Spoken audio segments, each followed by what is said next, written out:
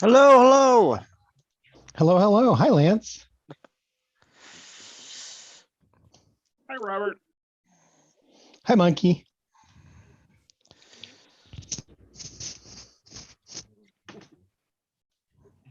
Hold on a second. Sure. Do whatever you need to. Always, as soon as you get on the camera. Oh, I don't know. So I'm sorry for missing last week. I was in Montana and things just got weird. It was Montana. Yeah, I was in Montana. Nice.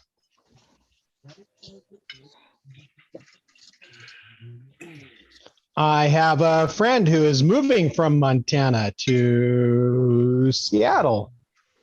She's like, I can't take Montana anymore. You guys are just far. You're not nearly progressive enough. I moved here to try to make you guys a little more progressive, and you win. I'm going somewhere else. What are you going to send her to Port Townsend?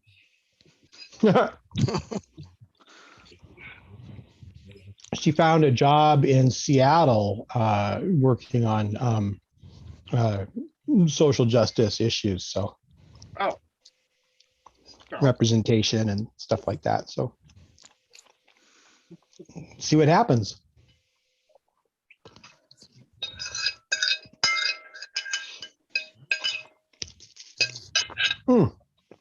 Phew. I think that got in there just in time.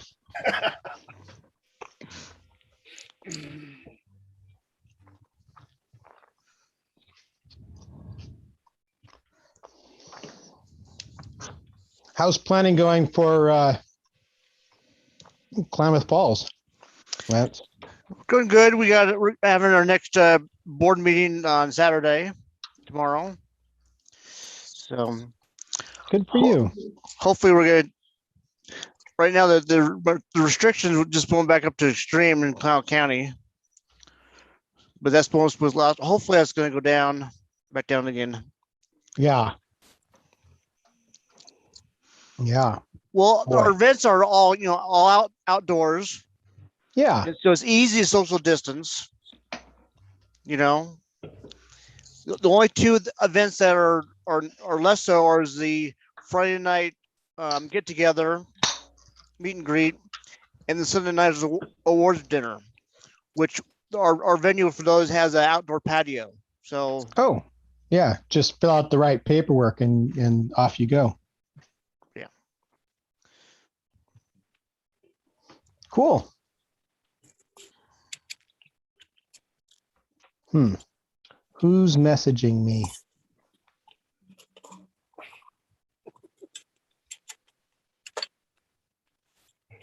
Nobody there. How about over here?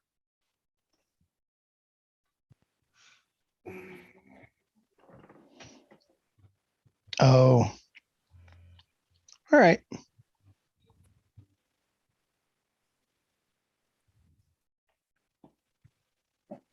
And then back to you guys. There we go.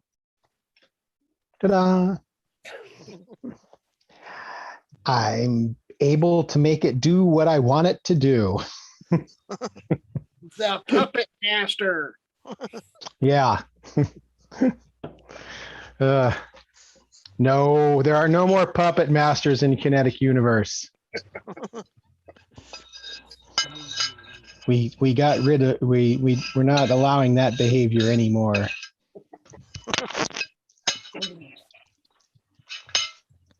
So any new news on the Kinetic Universe? You're looking to get more members and some other stuff? Well, Ken Jorgensen has said yes to joining the board, and I'm going to show him the status of the finances, and we'll see if he's still willing to be treasurer after that. Yep. So fingers crossed. Yeah, just bring your red pen. Yeah. It's all red. The red pen says start over.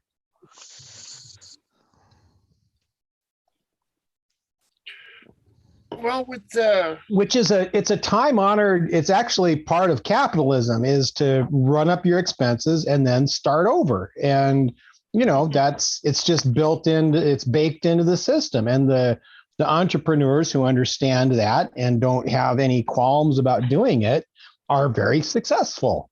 And the others who are like, that's a really crappy way to treat people. It's like, well, you have to work a lot harder.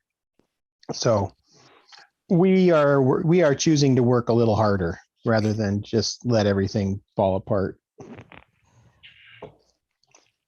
well, this is like an unprecedented event of the pandemic and in multiple different states and Yeah, new stuff. which we are completely benefiting from. So the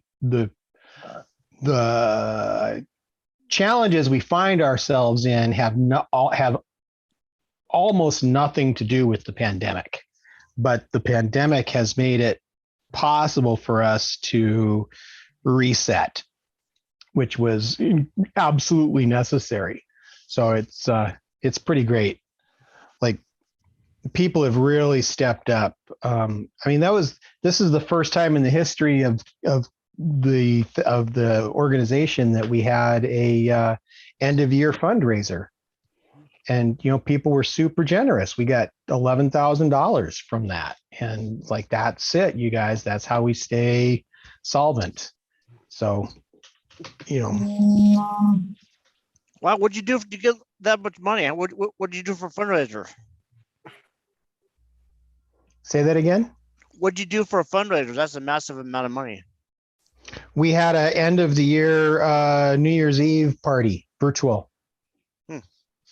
And just we publicized it. Not a lot because like the new board came online like as it was time to plan something, and the Kinetic Universe was in the hole. And like the ideas are, well, we could do this or we could do that. And everyone sits around and nods like, yeah, those are ideas. And then like months go by and it's like, you guys, forward motion. So literally like at the last possible minute to make it happen, we made it happen. And we had a 6-hour telethon. And there was, queens and varieties and shows and pre-canned stuff and live stuff. And that reminds me, I still owe money for that. Oh no. Well, you gonna have to banish you all over again. Not again. No, not again. But it was good. We'd been building money up. It was an end of year fundraiser. We ran it for about 2 weeks. We wanted to run it closer to October, but Kinetic Lab was running their fundraiser, and no one knows that there's the Kinetic Lab with Ken and June and Dwayne, and Kinetic Universe with, that was started by the Queens. Everybody thinks it's the one thing. And we were kind of ready to go. And then Kinetic Lab was doing their fundraiser, and we realized we couldn't, run a simultaneous one because we would siphon money away from them. So we shelved everything and let them do theirs, and then we started ours up a month or so later. But it's it's confusing. People still call the museum to ask questions about stuff that, and Robot knows because Robot is in the community, and but Right. it's like there are times he doesn't know because it's something that no one ever thought the museum should know those things. But yeah, it's just kind of confusing to a lot of people. Well, I was in charge of the timing for Klamath Connect Challenge when I first became on the board. They call themselves Father Time. Well, I've been the president of the board now for 6 years, and still people still call me Father Time. Yeah. Well, always that's how will you be. get. Yeah. People started calling me Monkey, 40 years ago. And they still call me Monkey.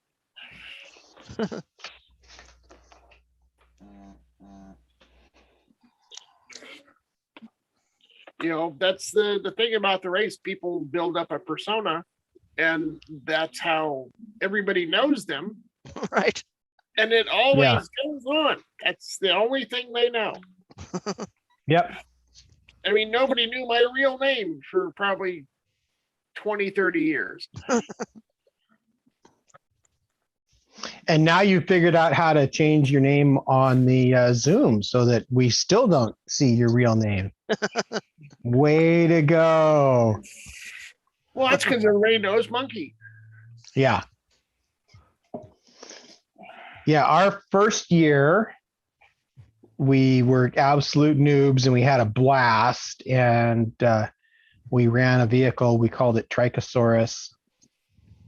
And then the second year, we were a little more seasoned. We knew that you had to have bribes and we knew that you had to have art. And I was literally like painting the art in the parking lot, Friday night. Yeah. But I'd spent all the rest of the time getting the vehicle ready. The engineering, you have to have the engineering. Otherwise, you're not going to finish the race. And we had figured out that we needed a lot of storage space. So we had a big roof rack and it was just this big bulb. And I skinned it and then painted a pineapple shape on it. And you'll be forever known as the Pineapple Team. We are Team Pineapple. Yeah, we became Team Pineapple, and we are forevermore Team Pineapple. And we're like, you know what? That works. We're happy with that. And we've used a pineapple ever since in our art. It's fine. But you don't know. But the universe shows up and says, "All right, you guys, you're Father Time." Right.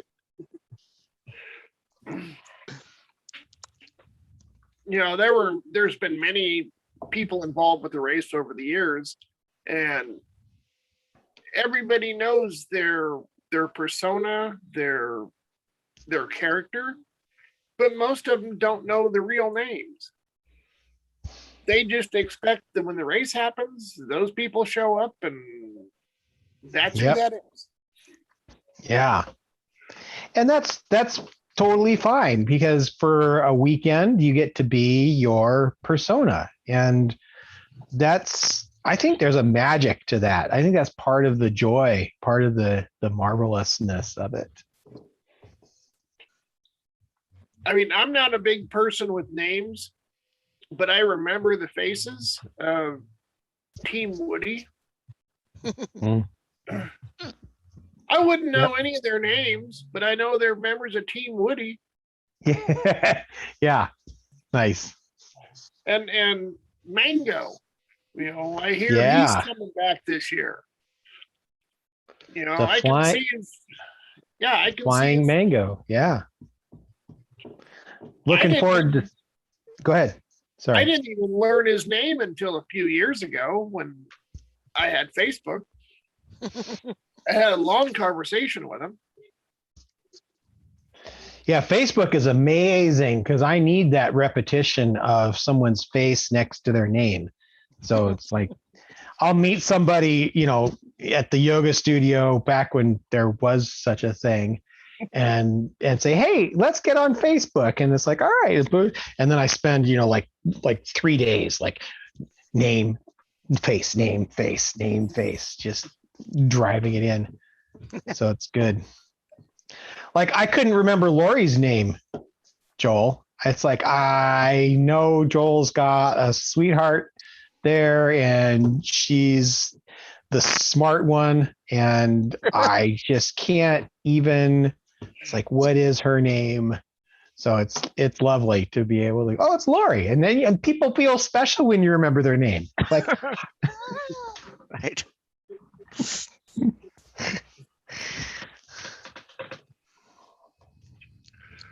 That kind of brings up a short story that I have.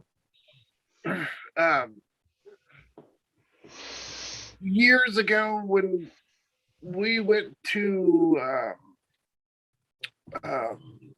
Southern California, what was the race down there? Ventura. Ventura.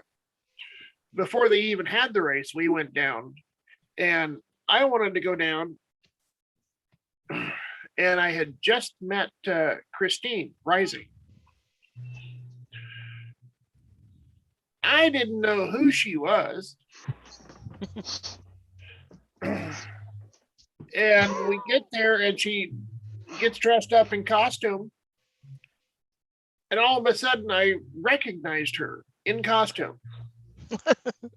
I had just drove it, 1,000 miles with her and didn't know who she was.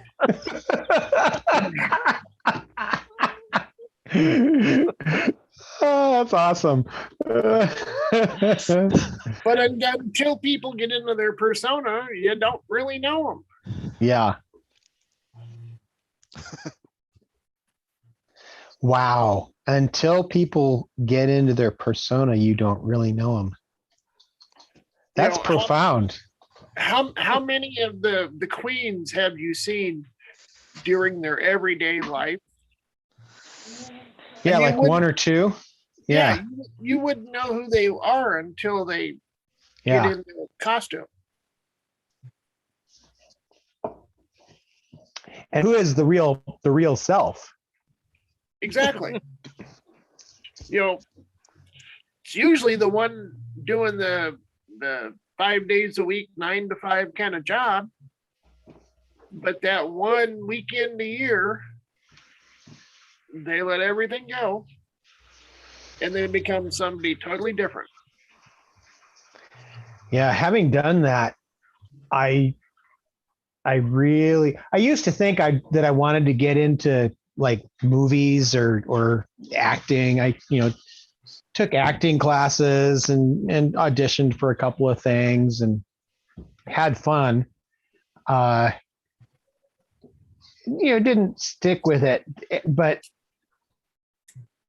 doing the race and being on in the public eye for hours and hours and hours, it's like, this is exhausting. Yeah. You're in character the whole time. Yeah.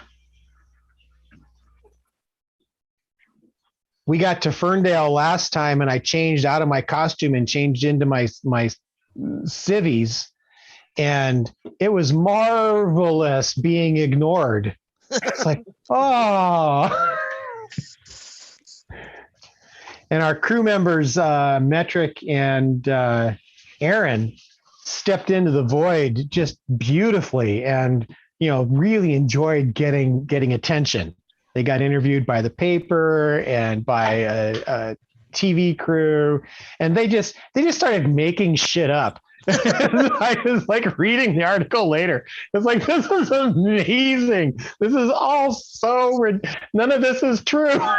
Well, there's a kernel of truth. There's enough truth in it to make it fly. But it's like, you guys sold it. This is great. And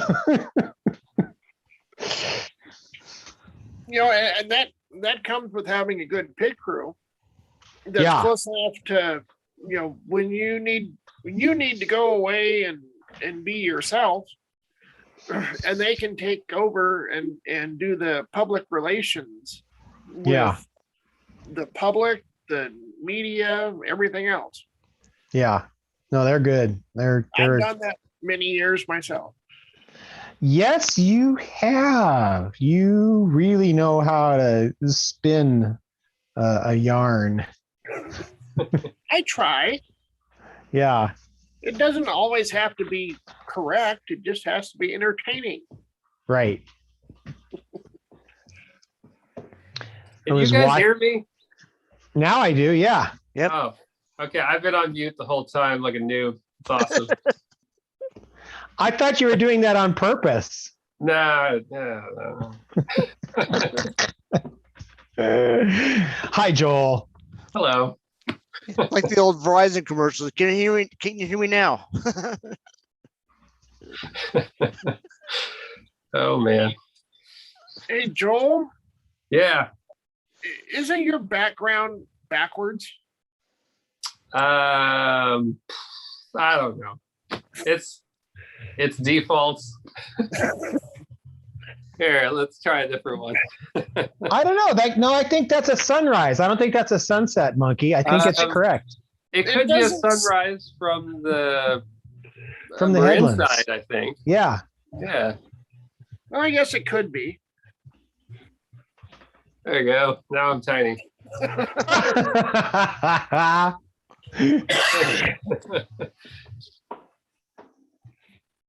That's awesome. So, how are you, Joel? I'm okay. We're trying to get this video together. Got a week left, so that's fun. We got about half of our footage together, and I just recently found out the best video editing software as far as easy to use is Google Photos. Who would have thought? Wow.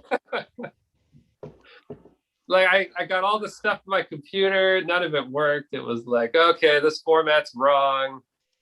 This codec needs updating, or it just was too confusing. I couldn't figure it out. And then I realized that Google Photos does everything. So I imported all the video back onto my phone, including video I didn't take on my phone. And then I did all, you can cut it, you can crop it, you can image stabilize it, lighten it, darken it, whatever. So it's just easy. You just point, click, and it does it. It does do image stabilization. I remember seeing that. Yeah. Which is great because we had some really shaky video. Now it's good. I see loop and add. I'm not seeing any like edit controls. What does it do? Oh, well, I've just been using it on the phone, but okay. Let's see here. Okay, yeah, it's gonna be different on the web I think interface. So. But you can crop and image stabilize, you can adjust, and the adjust allows brightness, contrast, white point, highlight, shadow, black point, saturation, warmth, tints, skin tone, blue tone, vignette. There's a ton of filters. And then there's the more option, which allows you to actually like draw and like write stuff directly onto the video. Ooh, fun. Yeah. What kind of computer are you using, Robert? A Mac Mini. That might be why. Yeah, you're right. Yeah, I tried to download iVideo and then I stupidly realized, wait, I don't have a Mac. And then I started downloading something and I realized it was in fact something and not iMovie. So I stopped that download. Smart. Yeah. Yeah, that was probably a virus.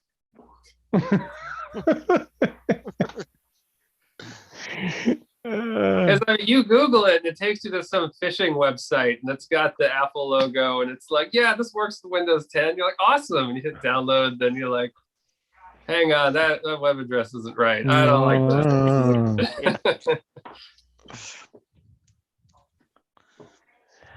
I think I've finally trimmed out all of my Facebook friends who share, the attacks, the phishing attacks, and the other things.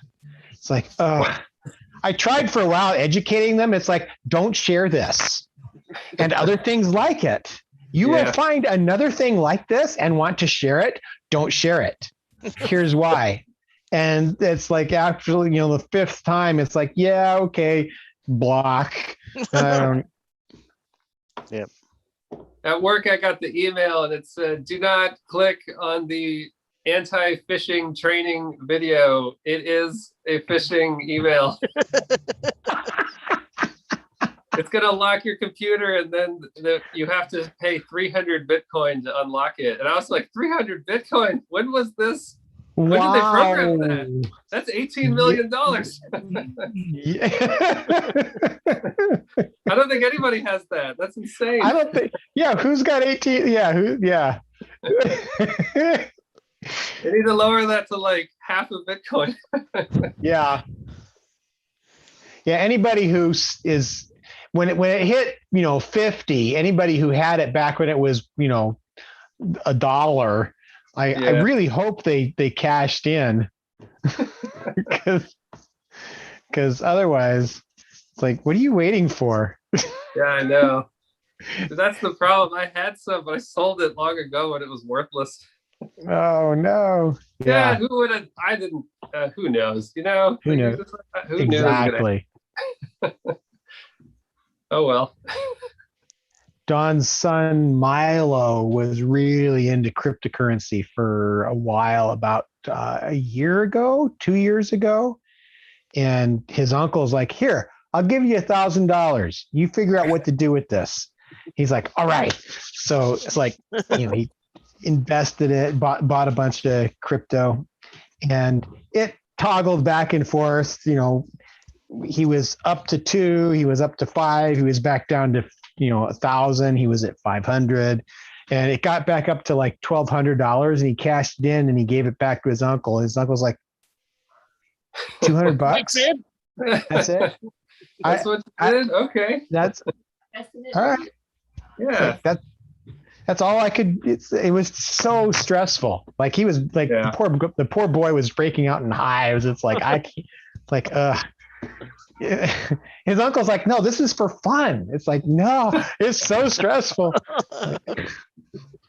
Not fun anymore. That's when it's time to quit. No. But if he hadn't cashed that in, that $1,000 worth of Bitcoin would be 50,000 times more than $1,000 right now. Sounds nice. So yeah. Oh well. Oh well. Hey, he profited off the investment. What more can you ask for? That's right. That's a win. Yes. And that's the right way to look at it. Yeah. Yeah, if I go to gambling anywhere, I was always like, I take my my $50 in one pocket, and any wins go in the other pocket. When the first pocket's empty, I'm done. Yeah. That keeps it fun and keeps you in the black, so it's good. Yep. I'm not smart enough to gamble. Oh, really? I think that's maybe too smart. Wait. You're a kinetic racer. You're gambling all the time. Yeah, That's true. That's where I get my thrills.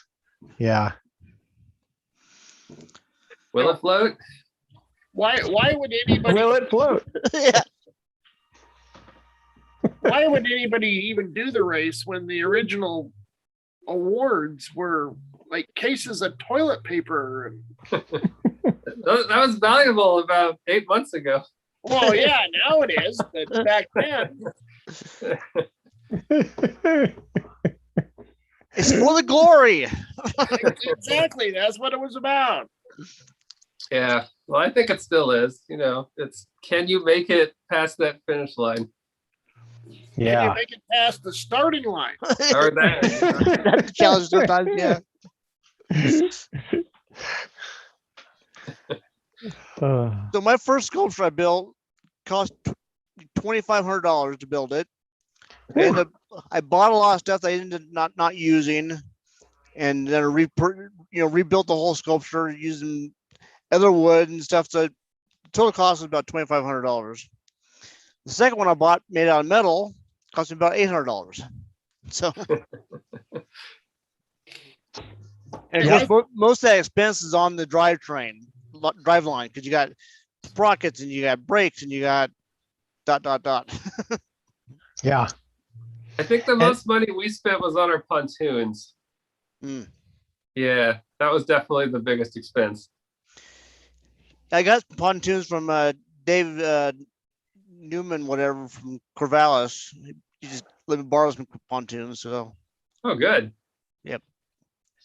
You know, I think my first machine that I built myself was probably like $250. And we used like one float log cut in half to float it. It works. And that was probably the most expensive part was, you know, the styrofoam. Yeah. You know, we didn't have the inflatables at the time, Nope. other than, you know, truck inner tubes.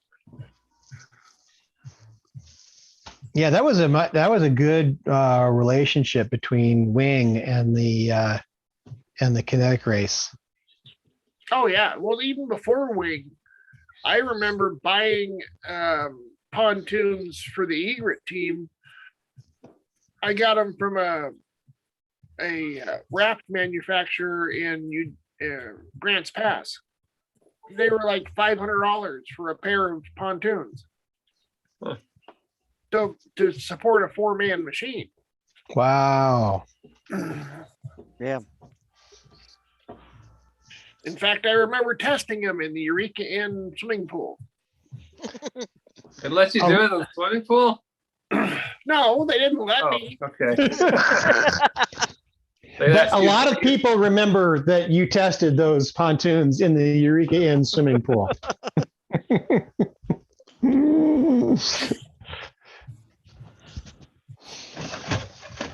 Yeah, another You know, great story. That's just one of the old heyday things. Yeah. Back in the day. Yeah, there's a lot of those back in the day things that we just really we want to figure out how to have that same kind of fun, but do it in a way that doesn't create undue risk or liability, and it's a balance always, because it's part of the fun for a lot of us is the risk. Are you going to get caught? Is it going to be? It's like, but there's other ways to have fun. Yeah. Speaking of that, whatever happened to Slimy Slope? So Slimy Slope was a fixture in the race, and Hobart would go to the farmer's house a couple of weeks or a month ahead with beer or wine or alcohol of some sort, chat him up for a couple hours. They'd share some beverages and he'd get permission to cross the land. And I've got the name of who used to own the property somewhere. And when Hobart died, nobody thought to continue to do that. And so when they went to try to go on Slimy Slope, the farmer's like, what the hell, you guys? I didn't get my time with Hobart, and I didn't get any bribe. It's like, you guys can you can get goodbye. I got my shotgun. You get off my land. So that was pretty much it. Yeah. Yeah. And I don't know who owns the land now. I'd be surprised if it's still him. It's, lots of years later, but it might be. I think there was some issue with some illegal dumping on the property. So it's hard to say if he still owns it or even the family owns it. Got it. If we lose the dunes, so the Coastal Commission has just taken over control of the Manila Dunes, and there's a strong, like, next up on my list after shelter in place race is to start working with the Coastal Commission to secure our future there. because things like, this illegal dumping that Monkey speaks about, and, the thousands of people tromping through the vegetation on the dunes, that's the kind of thing the Coastal Commission doesn't enjoy. So but it's part of our tradition. So I don't know, it's like hard to know what's going to happen there, but gotta be proactive on it, I feel. Yeah. And I think they were just awarded some sort of I can't remember. I read the story that those dune areas were, basically a park or not a park.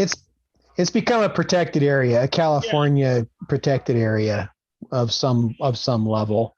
You can still dunes where we cross over. Yeah. So you can still hike it. And it's possible that you can still bike it. Because I read the same article, Monkey. But it's definitely something to like have an organized event going over it. Get in front of, yeah. And Joel and I have just demonstrated that we can use our bikes to pick up trash. So maybe there's you scratch my back, we scratch yours. We bring awareness to the dunes kind of thing. By illegal dumping, do you mean like people who come see the race are leaving trash behind? Well, the public seems to always leave trash. It just the farmer. Yeah, they had like whole cars buried along the river. Oh. And oil drums and things. Did we do that? No, we didn't do that. No. Someone lost their sculptures. It's all right, let's leave it. No, as far as the only sculpture I know that's been left anywhere was the yellow submarine at the bottom of the bay. Okay, well, as is fitting. The original yellow submarine. Chuck's dad. We lost our mud pit, so we moved our mud pit to a different location. It was on private property that was owned by some corporation out of the Midwest somewhere, and they've decided that they actually wanted to do some development on that land, and so they can't use that area anymore. Of course, they haven't done anything with the land, but yeah, it was a good spot right next to the park where we have a race anyway. So we moved to a different location. And have you approached them as it being a public I can't think of the term right now.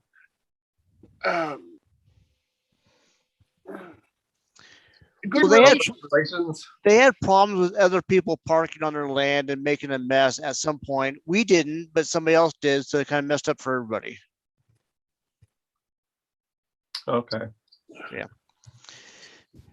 And where we have our sand pit is actually a volleyball court in one of our city parks, and they're planning to build a new massive playground structure right where the volleyball court is. We're going to lose that also next year. We could use it this year, but not next year.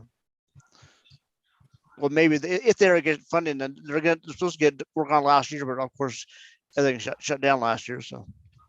And it's probably going to be some playground equipment that's only 3 feet tall with rubber mats underneath that the kids won't hurt themselves on. Yeah. And we grew up in gravel pits with 10-foot monkey bars. Yeah, exactly. Got hurt all the time. Yeah. I mean, you had a good time. Grow back stronger. You had a good time if you come back with scraped knees and elbows. Yeah. Broken bones. That's where a lot of us got our casts. We didn't lose, fingers and toes or anything. We just, had to cover them.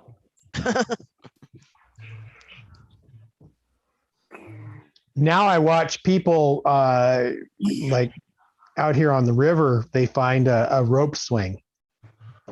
And they're like, oh, a rope swing. And they climb up and they grab it. And they've spent so many hours in front of a computer screen, they don't realize that they don't have even half the strength needed to hold on to that rope until you get to the water. Or if you It's like- do, the rope's so old it's gonna break when you get there. Yeah. Yeah. It's like, no, lady, no, don't, no. Oh, well, I mean, you see, she's this, and the arms, Yeah. her whole arm is as big around as my wrist. It's like, you're not going to succeed at this. You're going to, oh, there it goes. Yep. But it makes good YouTube video. Yeah. Yeah.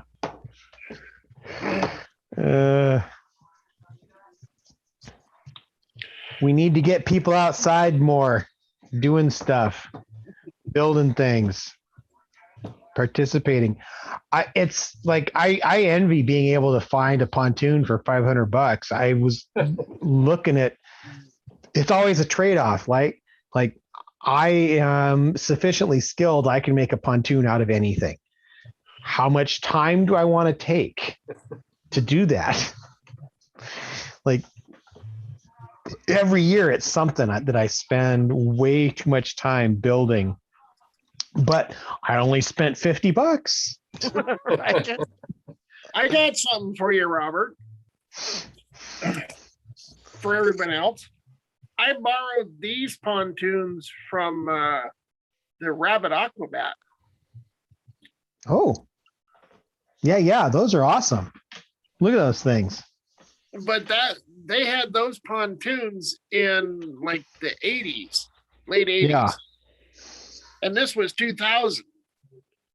So if you take care of your pontoons, they'll still be usable. Wow. What are they made of? They're wings. Oh, okay. Yeah. Those I like it. will last. Yeah. Wow. Yeah, the Hypalon fabric is amazing stuff. It's like, oh boy, if I had invented that, I would not worry about where I'm going to retire. I want to know why they can't make a swimming pool out of it. Exactly. Why not? You got all these cheap swimming pools, and they get a hole in them. If you look Yeah. at them, Yeah. I don't know. So many projects. Like, take that that material and make a floating hot tub, wood-fired hot tub. yeah, You just put it in the water, fill it up with lake water, run your heater coil around it, like hot tub. how come you haven't done it yet, Robert? Yeah.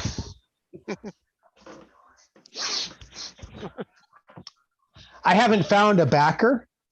My community is super supportive of the idea. I'm just looking for the funding. Yeah. Grant proposal.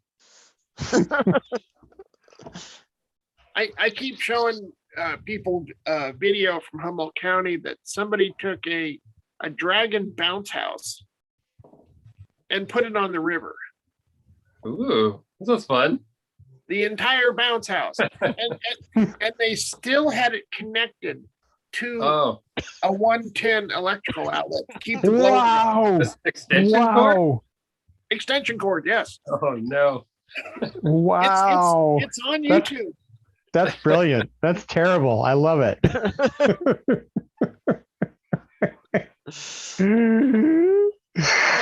They had to waterproof the fabric to be able to keep it from blowing all the air out. Wow. Huh. Wow.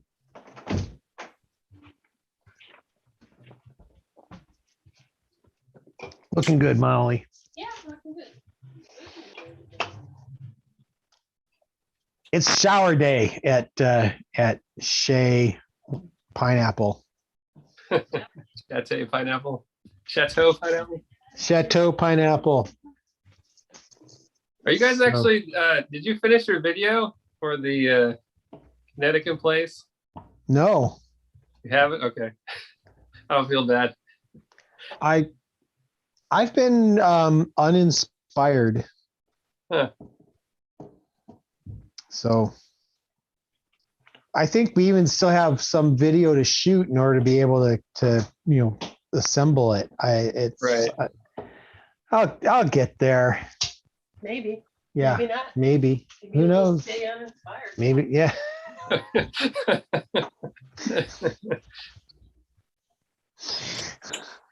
That was a good pep talk. It's like my kind of pep talk. Yeah. Yeah. Maybe it just won't work. Whatever. Well, So I don't know what I missed. Oh, we're just boosting each other's confidence. Oh, yeah. Well, we did such a great job last year. Maybe we don't have to do anything this year. We'll just ride on that. I still find little pieces lying around of last year's props and things. It's like,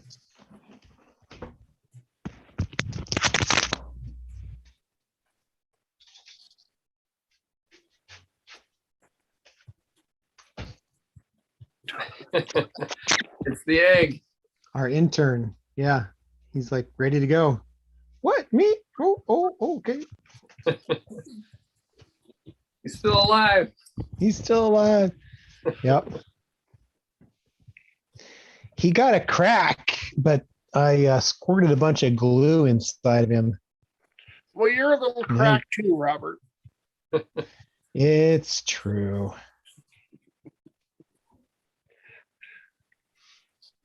Boy, that was such fun. That was good. Has there been any activity as far as the class you wanted to teach on trophy making? Yes, it was canceled. Oh, Oh, well, typical COVID fashion. So there was that activity. It was canceled and then rescheduled, and I haven't heard any forward motion on the rescheduling. But the organization that is doing it, I had a very interesting conversation with the executive director. She wants to do a human powered art parade for the solstice. Oh, And it's like, I can support you on that. I have some people. I you know have some people? I know a guy. I know I know a guy. I A know a guy or many? Yeah. Yeah. So, So- our guy that goes out and goes sponsorships stuff. He makes trophies, and I won this trophy last year Ooh. for the first one to break down. Wow. And so it says our I think is Pelican, so it's Pelican Brief is the book. Yeah. Oh, And okay. very brief because you broke down right away. Yeah. But he makes trophies every year. How come the Pelicans not wearing briefs? Yeah. And he brags that he never spent more than $5 on any trophy materials. So That's a Yard good sale. rule. Yeah. yard sales and yeah. I found a bunch of trophy making materials as I was picking up roadside debris. Oh, Boy. isn't it great? You find so much cool Yeah. crap out there. Yeah.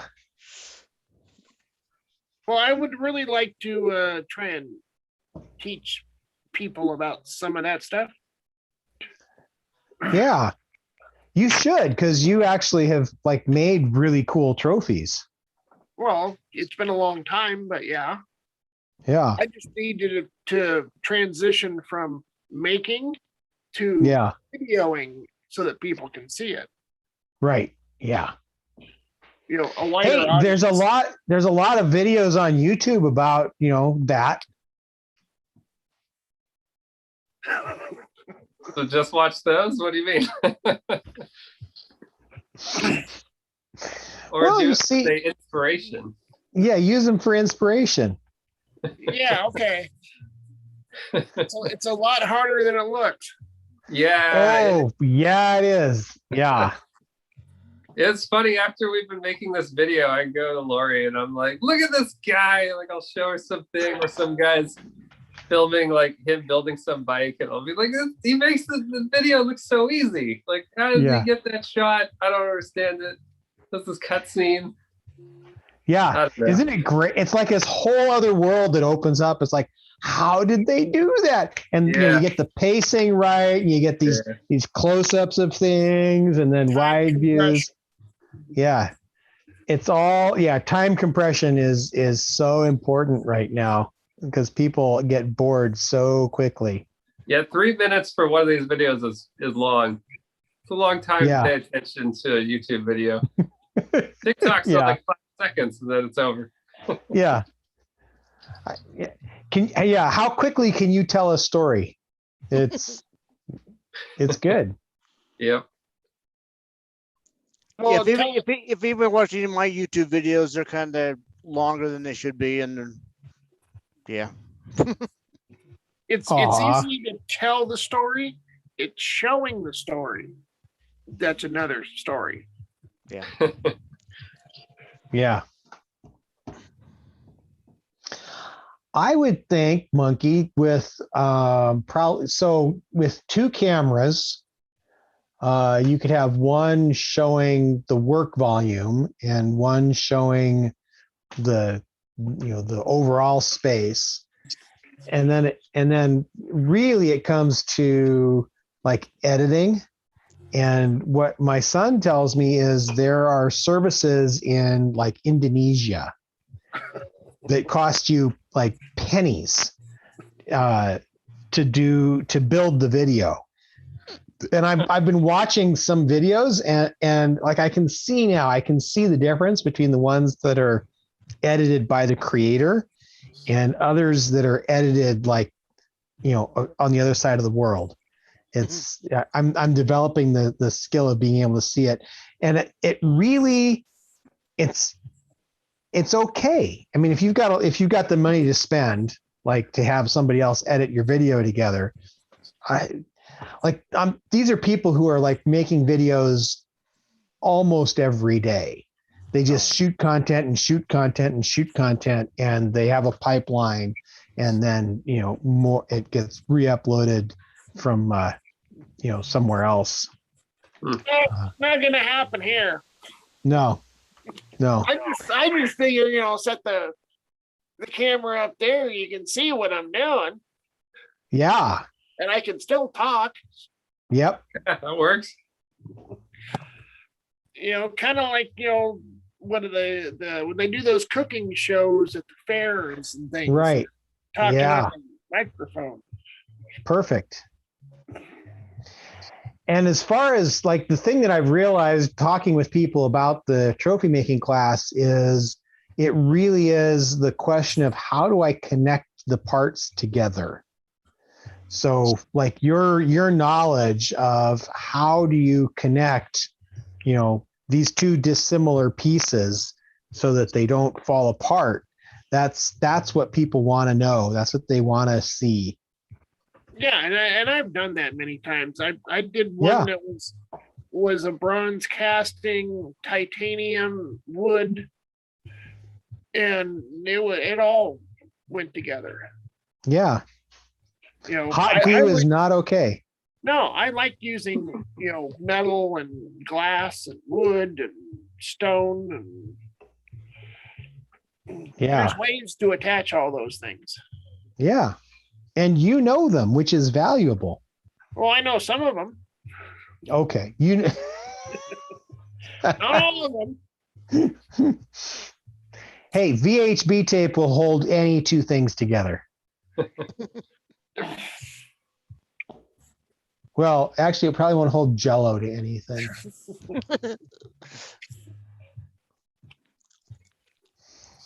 I do all my videos on my phone. Yeah. It works. Yep. Works What's your well. Why video? not? What's your video channel, Lance? Lance's workshop. I'll put a post in the chat. Cool. We have a chat. But we have isn't there chat feature? Yeah. Yeah. There's a chat on Zoom and Yeah. also a chat on YouTube. You guys have been on YouTube for, this whole time. Oh, geez. And how many viewers do we got? 4? 3, 6. It looks like maybe 1.5.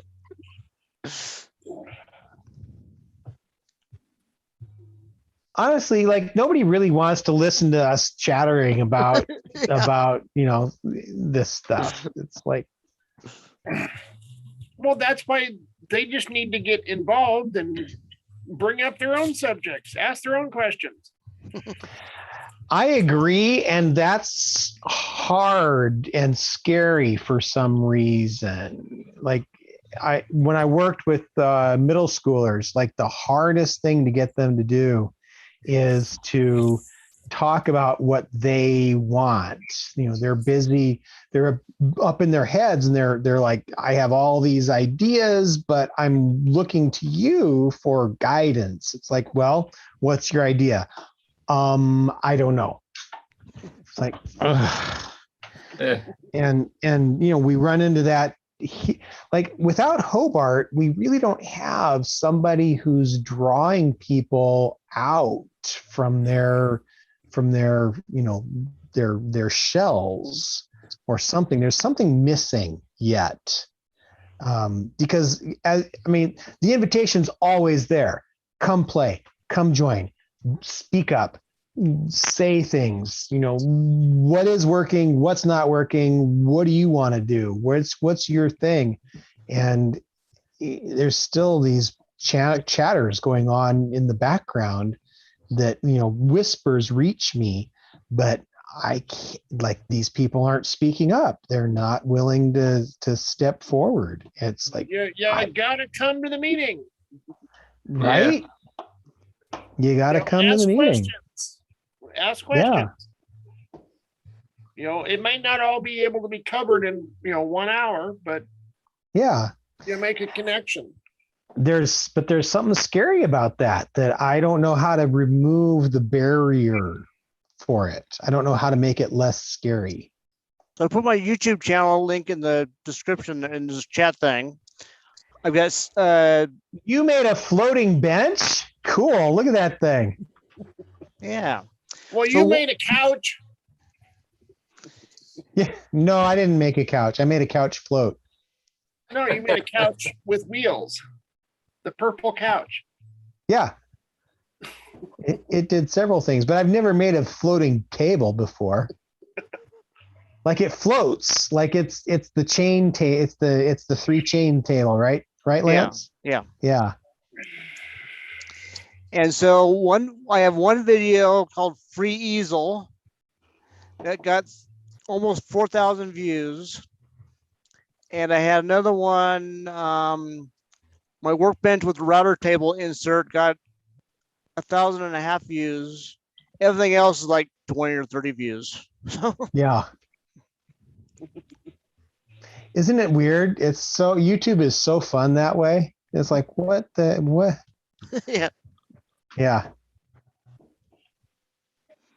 It's marketing. You need to be able to market the videos to the people. Yeah. To the viewers. Well, that are interested. YouTube. Ooh, look at that. That's pretty cool. Only 23 views, but look at that thing. That's super cool. YouTube is doing a really good job promoting your videos to people who want to watch them. I have a video right now about finding the perimeter of an ellipse, and it is the most obscure, and I've currently got like 12 comments and 1,000 views, and it just keeps on going up. People are like, oh my gosh, it's like, what the heck? So YouTube is like suggesting it to people as something that they will want to watch. It's like I I'm generally not a YouTube person. I use YouTube to listen to music and different bands. yeah. But I know by just the other day, I searched one musician and got a number of different songs that followed along with it. And I searched the same musician a half an hour later, and I got a whole different list of, Yep. of songs. Yep. They are trying very hard to keep you on their platform. And so they're going to it's literally a constant amount of tweaking that they're up to back there.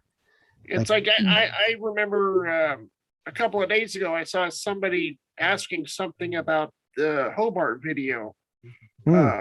It'll have blinking eyes, and Yeah. Yeah, around. people have never seen it or heard it. Huh.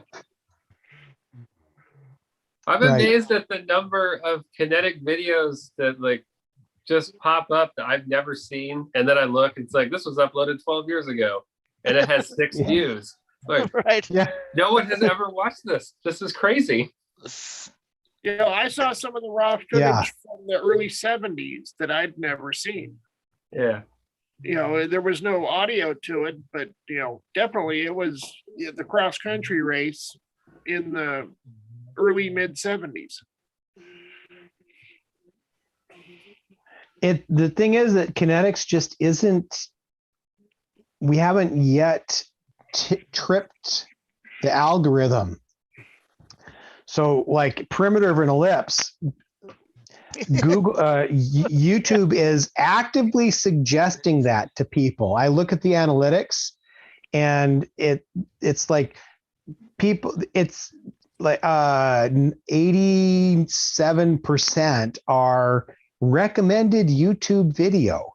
So it's like YouTube is showing this on people's home screens, and kinetics hasn't achieved that. There's none of these videos have yet, like we don't know how to. They don't understand what kinetics are, because when I search kinetics, I ended up with kinetic art, Yeah. sculptures. Yeah, you see a lot of strand beasts and that sort of thing. Yeah. Right. Yeah. Not the stuff we do. Yeah, the part of it may be the name. Like if you type in like weird bicycle, like, you're gonna get tons of stuff. Yeah. Any one of which you throw pontoons on it, it would fit in our race just fine. And I think some of that, like Port Townsend, they use the term kinetics with a K, no C's. So it's more specific to the search. But people don't know how to search without using the correct spelling. Right. Yeah. Even if you just Google kinetic racing and you drop the sculpture part, it's like a motorcycle thing where you put like a flywheel on your motorcycle, and that's all you get. So yeah, it's racing. It's not kinetic. Yeah, right. Wow, Lance, this wooden rig of yours is amazing. Thanks. So you've got a couple. Okay, so that's a Sparklets water bottle, plastic probably in the front there on each side. Wow, Lordy. So where are you doing this water test that I'm watching? There's an old guy holding a string. That's at our boat ramp for that we use to exit the water. Yeah, the guy is holding this. He just guides me, saying in case I get floated out too far, you can pull me back in. It's like the video where there's the guy holding a string on the water buffalo. It's like, this is great. Well, Wow. you just throw a thin rope, just enough to pull me back to shore. You can call that a rope with some generosity. I would not call that a rope ever.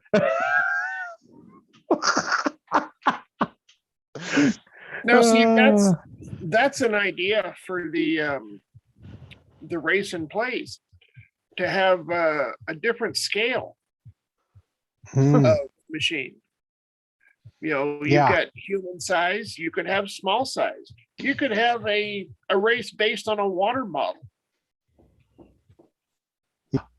I thought that's last year though, with the egg, everything scaled down to an egg.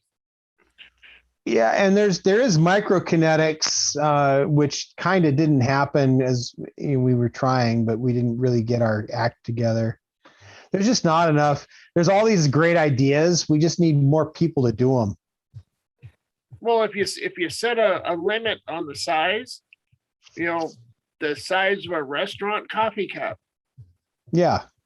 You know, the size of a 1 gallon jug. So there's like an exquisite corpse idea floated by the NASA team, based on the idea that when you build a satellite, there's like all these super tight constraints about how much volume you can take up. And like teams from all over the United States and the world build components to go into the satellite. And there wasn't enough time to really like flesh it out for this year, but this seems like a really interesting challenge to me to set. You know, you can build something that fits into a toaster, but it has to do these things, and then you ship that to the next person in the contest, and their part has to fit inside of a toaster, but it has to add these capabilities. And you just send these vehicles, quote unquote, around, and you know, for like 4 rounds or whatever, and then you test them. And it seems that would be a competition that really could go nationwide and could be super interesting to watch. Is that like a variation of the moon buggy competition? Kind of. It's a variation on, oh, wow, that thing is not stable, is it, Lance? What are you watching? You've turned around, but like somebody just leaned a little bit and like it started to tip over. The floating table? No, this is the vehicle in the, this is the test with the strings that you want to call ropes. Yeah. So if the front flotations are attached to the tire. I see that. And so if you turn one direction, then they become closer to the body, the center line, and it gets less tipsy. So you really have to have the tires straight for it to get stability. Yeah. Yep. It's true. When you do that, you turn, you open up a displacement hole, a hole that your vehicle wants to tip over into. You change your axis. Yeah. You change the displacement, so the center of gravity is still the same, but your buoyancy has shifted over to here. So everything wants to. Yeah, I had that experience in Port Townsend. Yeah. I had that machine I showed you earlier. The only time I rode it was in Port Townsend, and I had an inexperienced person on the other side of me, and it started to tip based on the weight of the pilots. And he decided to jump off.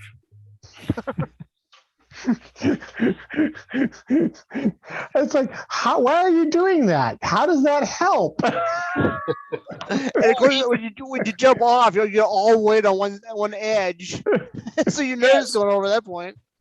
Well, it completely flipped and Yeah.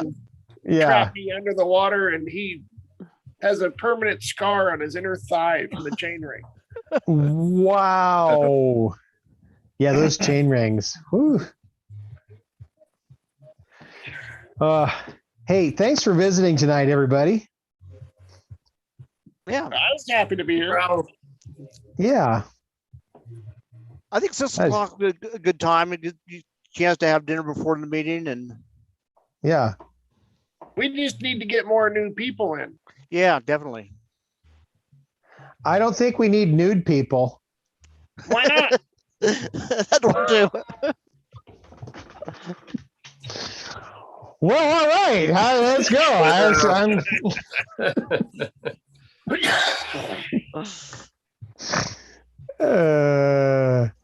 That was a terrible note to end on. I love it. All right, everybody. I'll see you How again about we- next. How about What? we try to get everybody get one new person for the next meeting? Yeah. Even if they've never been involved with kinetics, they can start asking questions and Yeah. And that would teach us a lot about what we need to do differently. Like new people asking questions. That is absolutely the best way to figure out where you're failing. Get the link out earlier so we can get sending out to other people. Okay. just get the I can do people. that. Just get the people. Okay. Find somebody that knows nothing about kinetics and invite them to join you. I'll populate a link. So the reason I don't populate a link is because I'm afraid of getting bombed, but I think I'll populate a link out, tomorrow, and then that gives us plenty of time. And let's bring some new people in. Yeah, let's do it. Let's see what they want to know. Yeah, love it. What do you want to know? Why haven't you ever participated in kinetics? All right. Good idea. Thanks, Monkey. All right. Thanks, Robert. Talk to you guys soon. Good night. All right. Thank you.